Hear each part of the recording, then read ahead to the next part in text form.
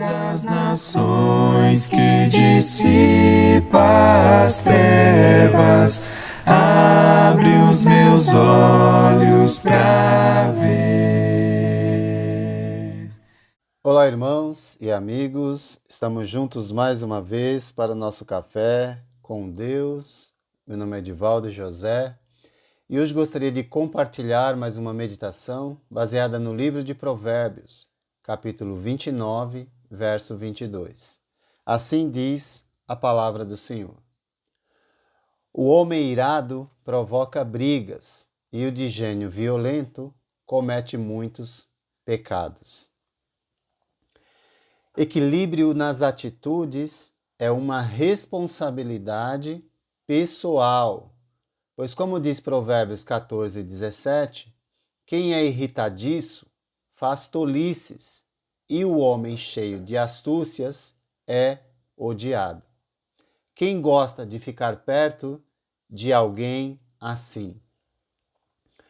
Com o verso 22 que lemos, aprendemos que há pessoas de personalidade forte que a usam como desculpa para provocar brigas e contendas, multiplicando assim o mal que há no mundo.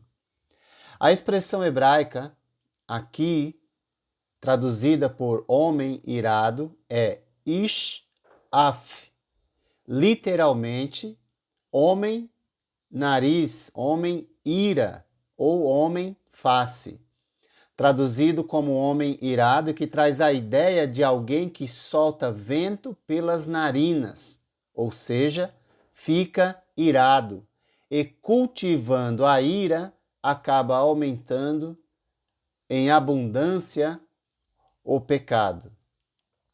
Em Provérbios 15, 18 nos diz que o homem irritável provoca dissensão, mas quem é paciente acalma a discussão.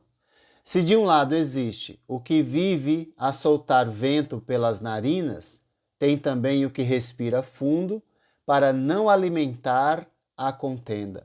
Isso nos mostra que ou você se torna senhor da ira, ou a ira se torna o seu senhor.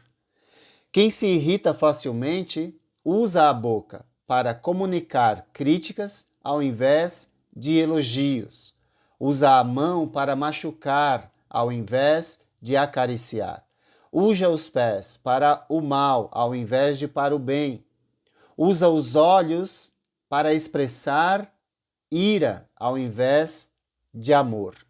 Assim leva a cabo o que está dentro do seu coração, que é estreito demais para abrigar o amor.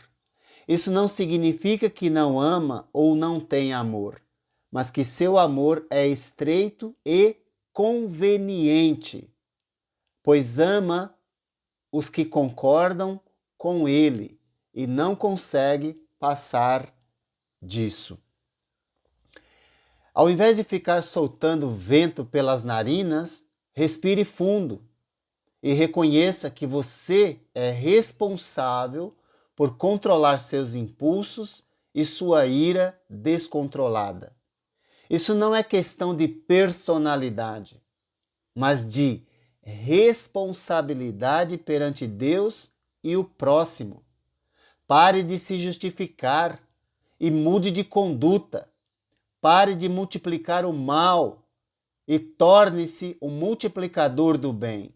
Pois como disse Jesus, bem-aventurado os pacificadores, pois serão chamados filhos de Deus. Mateus capítulo 5, verso 9. A ira do homem pode ser legítima, pois a Escritura diz: quando vocês ficarem irados, não pequem. Apaziguem a ira antes que o sol se ponha. Ou seja, que a sua ira dure apenas até as 18 horas, que é quando o sol se põe, e depois resolva suas questões. Efésios 4, 26.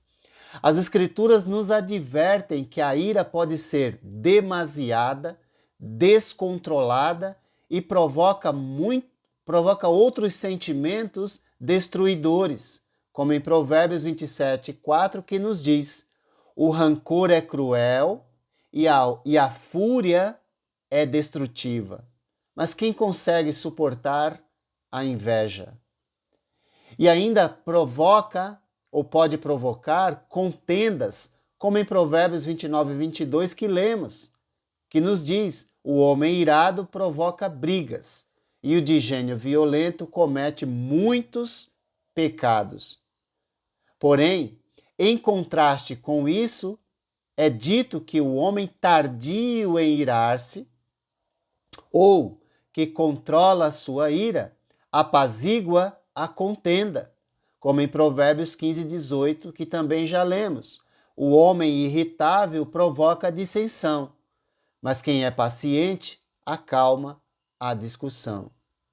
E também afirma que o homem sábio se desvia da ira, como em Provérbios 29:8, que diz: os zombadores agitam a cidade, mas os sábios a apaziguam.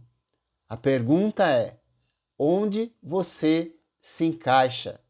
Pois o texto não fala de personalidade simplesmente forte, mas sim de responsabilidade diante dos sentimentos que brotam em nosso coração. Quem é irritadiço ou vive a soltar vento pelas narinas, esquece facilmente a brevidade da vida, e que respirar fundo faz bem, não apenas aos pulmões, mas também para o cérebro, que o faz pensar antes de reagir. Quem respira fundo. Por isso, quando muitos abrirem os olhos, pode ser tarde demais, pois a vida passa, o tempo passa e as oportunidades de fazer o que é certo também. Que Deus tenha misericórdia de cada um de nós e nos ajude em cada momento de nossa vida a exaltar a paciência e não a insensatez. Pare de soltar vento pelas narinas e respire fundo. E isso lhe dará condições de parar, pensar e reagir. E quem sabe assim, ao invés de provocar a dissensão, você acalme a discussão e se torne um promotor da paz e não da guerra. Pois sabe que bem-aventurado os pacificadores, pois serão chamados filhos de Deus. Que Deus te abençoe e te guarde. Ei, sobre todos tu és exaltado, entronizado nos céus. Humildemente viestes à terra